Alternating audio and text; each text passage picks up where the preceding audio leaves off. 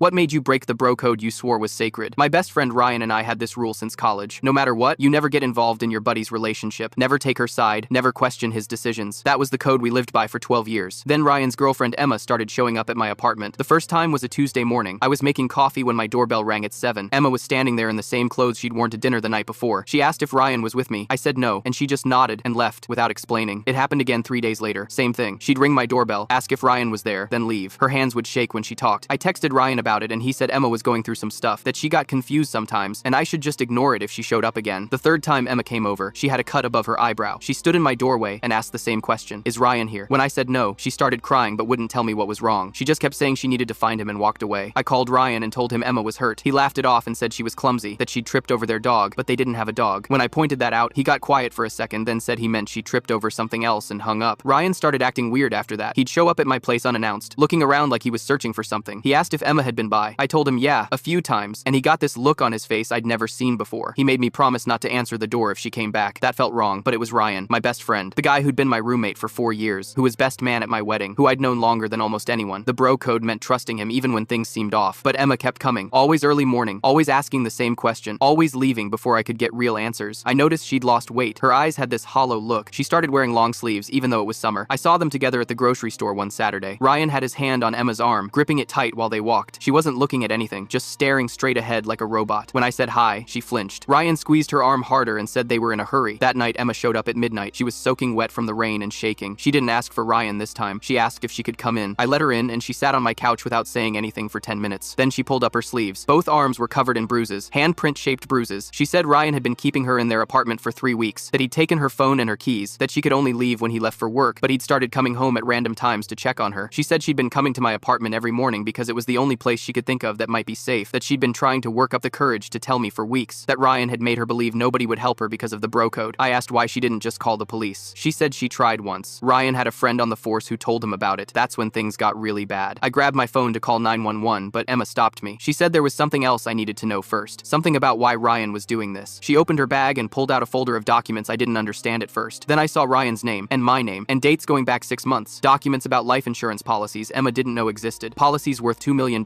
with me listed as the beneficiary if Emma died. And that's when I realized what my best friend had been planning all along. The rest of the story is on my channel or linked below. I stare at the insurance policies, trying to process what I'm seeing. My name, Ryan's signature, $2 million if Emma dies. My stomach churns as the pieces click into place. You need to understand, Emma says, her voice barely above a whisper. He's been planning this for months. He started with small things, checking my phone, telling me what to wear, getting angry if I talk to other men. I look up from the documents, meeting her eyes. We need to call the police. No. Emma grabs my wrist, her grip surprisingly strong. His friend, Officer Daniels, he'll tell Ryan immediately. Last time I tried. She trails off, pulling her sleeve higher to reveal a circular burn mark. Ryan said it was my punishment for betrayal. Emma, this is attempted murder. These policies. I hold up the papers, my hand shaking. He's setting me up to look like I killed you for insurance money. She nods, tears streaming down her face. I think that was the plan all along. Keep me isolated, document a fake friendship between us, then stage an accident. My phone buzzes on the counter. Ryan. I silence it and turn back to Emma. We need evidence, I say, grabbing my phone to take photos. Show me everything. Emma stands slowly, wincing with pain. She lifts her shirt partially, revealing a pattern of bruises across her ribs. I photograph each mark, asking her to describe when and how it happened. She speaks mechanically, like she's giving testimony already. 3 days ago, I asked if I could visit my sister. He kicked me 4 times while I was on the floor. My phone buzzes again and again. Ryan's calling repeatedly now. He knows I'm gone, Emma says, panic rising in her voice. He must have come home early. I make a decision. I'm calling 911, not the local station, the emergency line. Different officers will respond. I dial before she can protest again. When the dispatcher answers, I try to keep my voice steady. I need police at my apartment. My friend's boyfriend has been abusing her and has taken out life insurance policies without her knowledge. Emma sits on my couch, shoulders hunched, as I give the dispatcher my address. After I hang up, my phone immediately rings again. Ryan. This time, I answer and put it on speaker. Where is she? His voice is eerily calm. Who? I ask, trying to buy time. Don't play dumb. Emma's not answering her phone. Is she with you? Ryan, I haven't. Stop lying! He screams, his voice distorting through the speaker. I know she's been coming to your place. What has she told you? Whatever it is, she's making it up. She's been having episodes, man. Delusions. Emma shakes her head violently, mouthing, no. Look, Ryan continues, his voice softening to the tone I've heard him use countless times when trying to convince someone of something. She needs help, not encouragement. If she's there, just keep her there. I'll come get her. We'll get her the help she needs. I think you should stay away for now, I say carefully. The line goes silent for a moment. When Ryan speaks again, his voice has changed completely. It's lower, colder. You're choosing her over me? After everything we've been through? 12 years of friendship, and you're throwing it away because some unstable bitch fed you lies? Ryan, you're dead to me, he hisses. Both of you. You have no idea what you've done. He hangs up. Emma is shaking uncontrollably now. He's coming here, she whispers. I move quickly, locking my door and closing all the blinds. The police will be here soon. soon. While we wait, Emma explains how it started. The love bombing, the gradual isolation from friends and family. The first time he hit her a slap that he immediately apologized for with tears and promises. How he convinced her it was her fault. How the violence escalated over 6 months until she became a prisoner in their apartment. I only got out when he went to work, she says. But he started coming home randomly to check on me. That's why I could only come here in the mornings. 20 minutes later, there's a knock at the door. 2 officers, a woman named Rodriguez and a man named Patel. Neither is Ryan's friend. I feel a wave of relief. Emma gives her statement while Officer Rodriguez photographs her injuries. Officer Patel examines the insurance documents. This isn't the first case like this we've seen recently, he says, frowning at the papers. There's been a spike in insurance fraud schemes targeting partners. Usually it's just for money, but sometimes. He doesn't finish the sentence. He doesn't need to. My phone buzzes with texts. Ryan is messaging our mutual friends. I see fragments on my lock screen. Emma, having breakdown, making accusations, always been unstable, worried about her. He's trying to control the narrative, I tell the officers, showing them the messages. Officer Rodriguez nods. Classic abuser tactic. Discredit the victim before they can speak out. They recommend Emma stay at a women's shelter tonight, somewhere Ryan can't find her. What about you? Emma asks me. He'll come after you now. I'll be okay. I lie, though we both know Ryan well enough to understand this isn't over. While Officer Rodriguez helps Emma gather her things, I call my friend Melissa, who works at a law firm specializing in domestic violence cases. I need advice on insurance fraud and abuse documentation. I explain quickly. It's urgent. Come by first thing tomorrow, she says without hesitation. Bring everything you have. As Emma prepares to leave with the officers, she hands me her bag. There's more in the side pocket, she whispers. I was afraid to show everything at once. After they leave, I open the pocket and find more documents. Bank statements showing large withdrawals, a handwritten list of dates and times, surveillance notes Ryan kept of Emma's movements, and most disturbing, a draft of a suicide note in what appears to be Emma's handwriting, but clearly isn't. I sit on my couch, surrounded by evidence of my best friend's monstrous plan, and wonder how I never saw who he really was. 12 years of friendship, and I never noticed the darkness hiding behind his smile. My phone buzzes again. A text from Ryan. You've made your choice. Hope it was worth it. I'm at my desk reviewing case files when I see him through the glass partition. Ryan's standing in the reception area of the law firm, talking to Jenna at the front desk. He looks immaculate as always, pressed shirt, perfect hair, the picture of concern. My stomach drops. I just need 5 minutes, I hear him say as Jenna glances uncertainly in my direction. Before she can respond, I step out of my office. It's okay, Jenna. I'll handle this. Ryan's face transforms when he sees me, relief washing over his features with Oscar-worthy precision. Thank God. You haven't been answering my calls. I lead him to a small conference room, keeping the door open. No way am I being alone with him. Where is she? He asks immediately, his voice pitched perfectly between worry and exhaustion. I've been out of my mind. The police showed up at our apartment last night. You know exactly where she is, Ryan. Safe from you. He blinks, then leans forward, lowering his voice. Look, I know what this looks like, but Emma's been struggling with severe depression. Her doctor adjusted her medication last month, and she's been having paranoid episodes. The practiced way he delivers this makes my skin crawl. How many times has he rehearsed this explanation? That doesn't explain the insurance policies, I say flatly. Ryan doesn't miss a beat. Those were her idea. After her mother died, she became obsessed with making sure everyone was taken care of if something happened. I listed you as beneficiary because she trusts you. He rubs his eyes. I should have told you, but honestly, I was embarrassed about her fixation on death. And the bruises? The burn marks? Were those her idea too? His expression hardens for just a second before smoothing back into concern. She's been hurting herself. I've been trying to get her help, but she refuses therapy. My phone buzzes. A text from Melissa. Police records show 3 wellness checks at their apartment in the past 2 months. Neighbors reported screaming. I look back at Ryan. You need to leave. You're really choosing to believe this? After 12 years, his voice rises. She's manipulating you. We've been friends since college, and you're throwing that away because some unstable woman fed you lies? Those insurance policies were taken out without her knowledge, Ryan. $2 million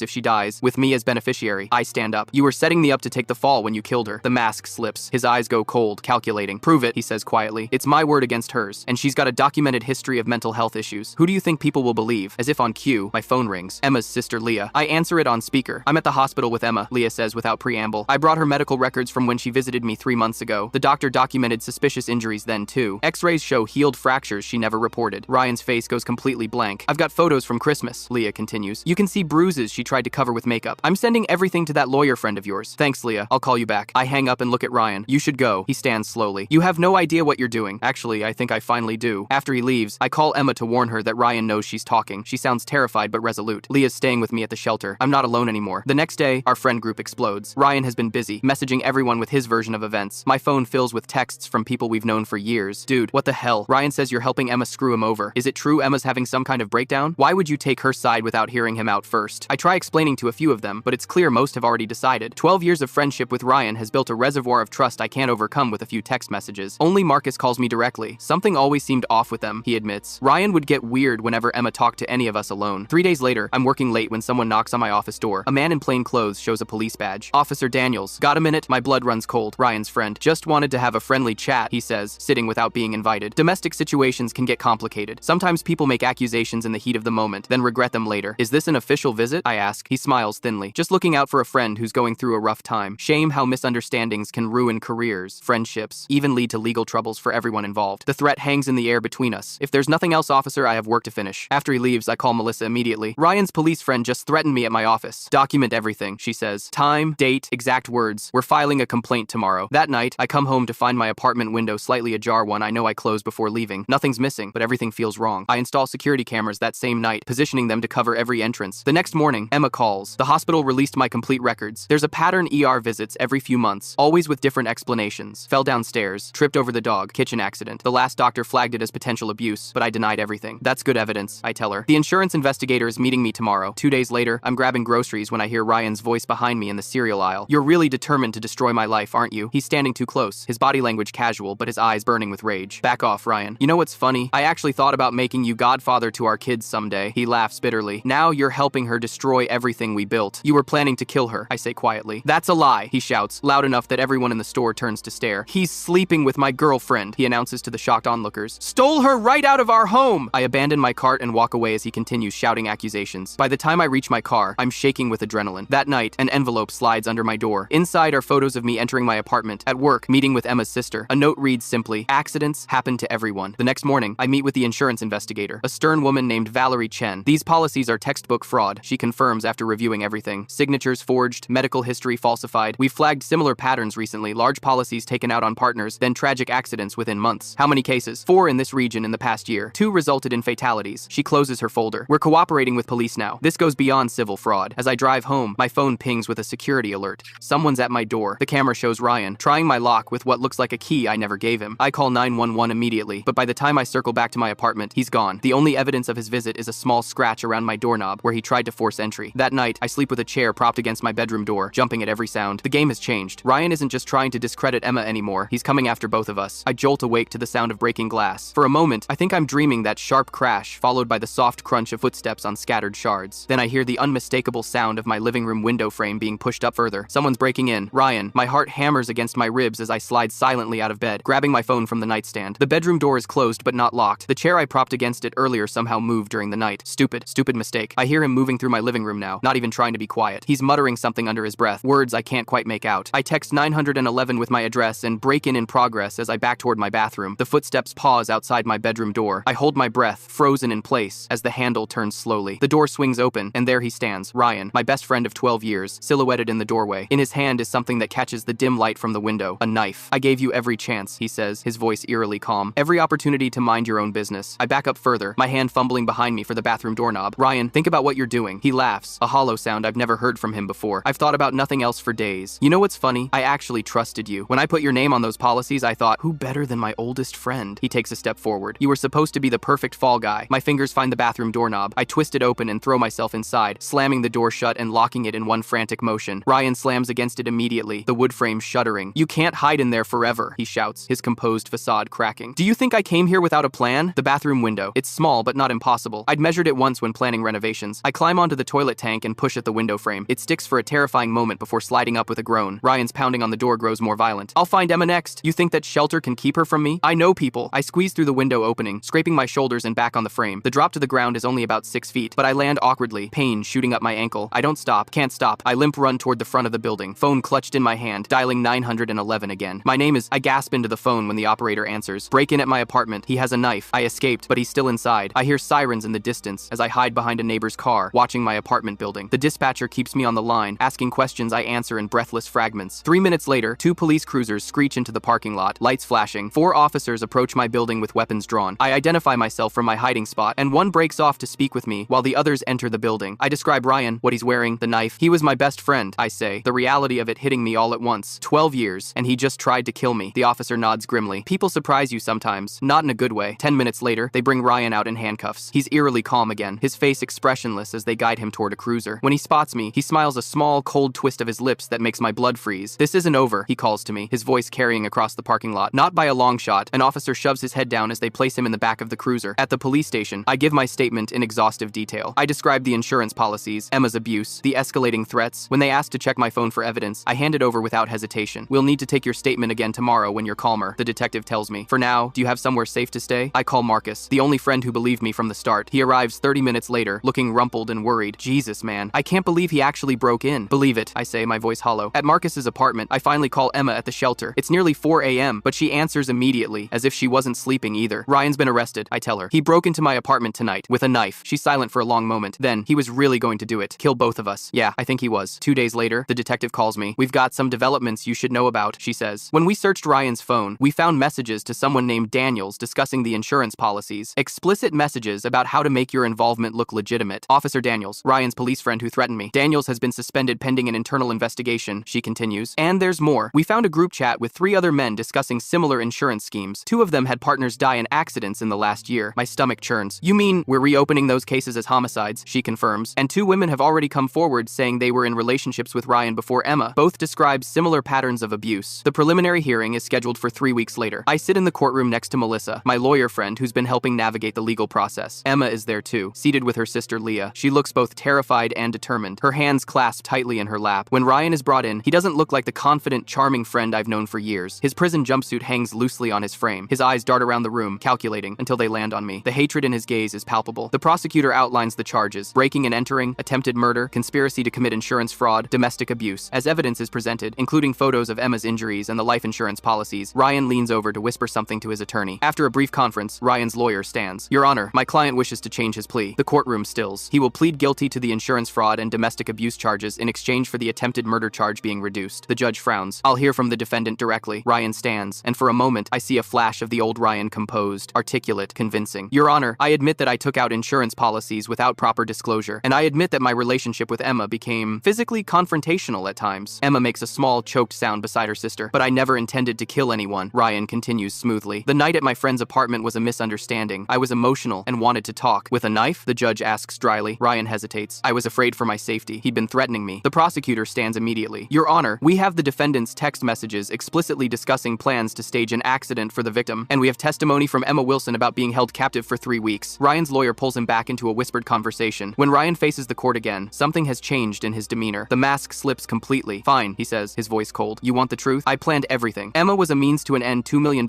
and a fresh start. I kept her isolated, documented a fake friendship between them, and was going to stage an accident that would implicate him. He nods toward me. It was perfect until she ran to him. The judge stares at him. Mr. Chambers, are you admitting to conspiracy to commit murder? Ryan laughs, a hollow sound that echoes through the courtroom. What does it matter now? My life is over anyway. He turns to look directly at Emma. 3 weeks wasn't captivity. It was preparation. I needed to make sure you were completely dependent before the accident. Emma stares back at him, tears streaming down her face, but her gaze unwavering. You never loved me, she says quietly. Not for a single day. Love? Ryan scoffs. This was business. The policy was worth $2 million. The judge bangs his gavel as murmurs ripple through the courtroom. That's enough. We'll reconvene tomorrow to discuss this change in plea. Bailiff, remove the defendant. As they lead Ryan away, he looks at me one last time. Some friend you turned out to be. He calls over his shoulder. 12 years, and you broke the code for a woman you barely knew. I stand up, finding my voice at last. It wasn't a code, Ryan. It was just an excuse to let you get away with anything. That's over now. Outside the courtroom, Emma approaches me hesitantly. Thank you, she says, for believing me when no one else did. I should have seen it sooner. I admit. All the signs were there. She shakes her head. He fooled everyone. That was his real talent. She pauses. The detective told me 3 more women have come forward now. This goes back years before me. I think about Ryan's words in the courtroom. Business, not love. A calculated scheme that might have worked if Emma hadn't found the courage to escape. What happens now? I ask. Emma takes a deep breath. Now we make sure he never does this to anyone else. The courtroom is completely silent as the judge reads the sentence. 15 years for attempted murder, with additional concurrent sentences for the fraud and domestic violence charges. Ryan stands there in his orange jumpsuit, his face blank as the reality of his future settles over him. When the judge asks if he has anything to say, he just shakes his head. No remorse, no final words, nothing. I'm sitting behind the prosecutor's table with Emma, who's gripping my hand so tightly her knuckles have turned white. She exhales slowly as the bailiff leads Ryan away. It's over, I whisper. But we both know that's not entirely true. The aftermath is just beginning. Outside the courthouse, reporters swarm us with questions about the insurance murder plot that's become local news fodder. Emma keeps her head down while I repeat the statement we prepared. We're grateful for the justice system today and hope this case helps other victims come forward. 3 months later, I'm sitting in another courtroom, this time testifying against Officer Daniels. His trial is smaller but equally tense. A police officer accused of conspiracy and a murder plot has drawn attention from internal affairs and the media. I describe the threatening visit to my office, the way he subtly implied consequences if I continued helping Emma. And did you believe Officer Daniels was serious about these threats? The prosecutor asks. Absolutely, I reply. He made it clear that helping Ryan was more important than upholding the law. When I step down from the witness stand, Daniels stares at me with the same cold calculation I'd seen in Ryan's eyes. The brotherhood of predators, protecting each other at all costs. Emma starts trauma therapy the same week. She calls me after her first session, sounding exhausted but somehow lighter. The therapist says recovery isn't linear, she tells me. Some days will be better than others. How was today? I ask. Hard, she admits. We talked about the 3 weeks he kept me isolated before I escaped. I never told you everything about that time. You don't have to. to, I say quickly. I know, but someday, I might want to. Her voice strengthens slightly. Not today, though. The insurance company officially cancels all the policies and launches a wider investigation into similar cases. The investigator, Valerie Chen, calls to update me. We've identified 14 similar cases across 3 states, she says. 2 resulted in payouts that we're now investigating as potential homicides. Was Ryan connected to all of them? I ask. We've found links to 5 so far. He appears to have been part of a network that shared techniques. Her voice turns grim. The policies on Emma were the largest we found. 2 million is ambitious even for these schemes. 6 months after Ryan's sentencing, Emma tells me she's moving to Colorado. We're having coffee at a small cafe downtown, far from the apartment she shared with Ryan. My sister found me a job at her company, she explains. I need a fresh start somewhere with no memories. I nod, understanding completely. Will you stay in touch? Of course. She smiles, and it almost reaches her eyes. Actually, I've been thinking about starting something. A foundation or resource center for people trapped in situations like mine. That sounds amazing. I was hoping you might help, she continues. Your legal connections, plus your perspective as the friend who actually noticed and did something, it could make a difference. 3 weeks later, Breaking Silence is born, a non-profit focused on helping domestic violence victims navigate legal and insurance issues. Emma runs it remotely from Colorado, while I handle the local connections. We start small, but within a year, we've helped 27 women escape dangerous situations and identify fraudulent financial schemes. Our old friend group has splintered permanently. Some, like Marcus, stood by us through everything. Others chose Ryan's side, convinced that Emma manipulated me or that I betrayed my oldest friend out of jealousy. A few simply disappeared, unwilling to take sides in something so ugly. At a fundraiser for Breaking Silence, Marcus pulls me aside. Have you talked to Kevin lately? Kevin had been part of our college friend group with Ryan. Not since the trial. Why? He's still telling people Emma made everything up. Marcus shakes his head, says you were always jealous of Ryan and used this to destroy him. The accusation stings, even though I've heard variations of it before. Some people will never believe the truth, even with the evidence, the insurance policies, Ryan's confession. I shrug. It's easier to believe the woman is lying than accept your friend is a monster. Late at night, I still find myself thinking about the signs I missed. The way Ryan would check his phone whenever Emma spoke to another man. How he'd laugh off her clumsiness when she showed up with bruises. The gradual isolation that I mistook for new relationship nesting. I should have seen it sooner. I could have prevented months of abuse if I'd been paying attention. My therapist, yes, I started seeing one too, tells me this guilt is common among bystanders. You didn't cause the abuse, she reminds me. And you did act when you recognized it. That's more than many people do. 5 years after Ryan's conviction, Emma calls me at 6 a.m. He's up for parole, she says without preamble. They're holding a hearing next month. My stomach drops. That can't be right. He got 15 years. Eligible for parole after 5 with good behavior, she says, her voice tight. I just got the notification. 2 weeks later, Emma flies back for the hearing. We meet at the airport, and I'm struck by how different she looks. Stronger, more confident, her eyes clear and focused. The frightened woman who showed up at my apartment with hidden bruises has transformed. I'm not letting him control me through fear anymore, she says as we drive to my place. I'm going to speak at the hearing. The parole boardroom is small and sterile. Ryan sits at a table facing the 3-person panel, his prison uniform hanging loose on his thinner frame. When Emma and I enter, his eyes flick toward us briefly before returning to the panel. Emma speaks clearly, describing not just the abuse but her recovery process and the work we've done helping others. Ryan Chambers hasn't just harmed me, she concludes. He was part of a network that targeted vulnerable women for financial gain. Releasing him would endanger others. The parole board denies his request. As the guards lead him out, Ryan looks at me directly for the first time. There's no anger in his eyes anymore, just a hollow emptiness that's somehow more disturbing. That night, Emma and I sit on my balcony with glasses of wine, looking at the city lights. Do you ever wonder if we could have ended up like them? She asks suddenly. The women who didn't escape? All the time, I admit. Breaking the bro code saved my life, she says, making air quotes around the phrase Ryan had thrown at me in court. That's such a stupid concept, isn't it? That loyalty to a friend should outweigh basic human decency. I think about the 12 years of friendship with Ryan. All the memories now tainted by knowing what he became, or maybe what he always was. It wasn't really about loyalty. I say finally. It was about complicity. As long as we all agreed to look the other way, none of us had to face what was happening. Emma nods. The foundation has helped 83 people now. That's 83 lives that might have ended differently. We sit in comfortable silence, 2 people connected by trauma but also by the determination to create something meaningful from it. The night air is cool, the city below us pulsing with life, and for the first time in 5 years, I feel like we've truly broken free from Ryan's shadow, not by forgetting, but by refusing to let his darkness define us.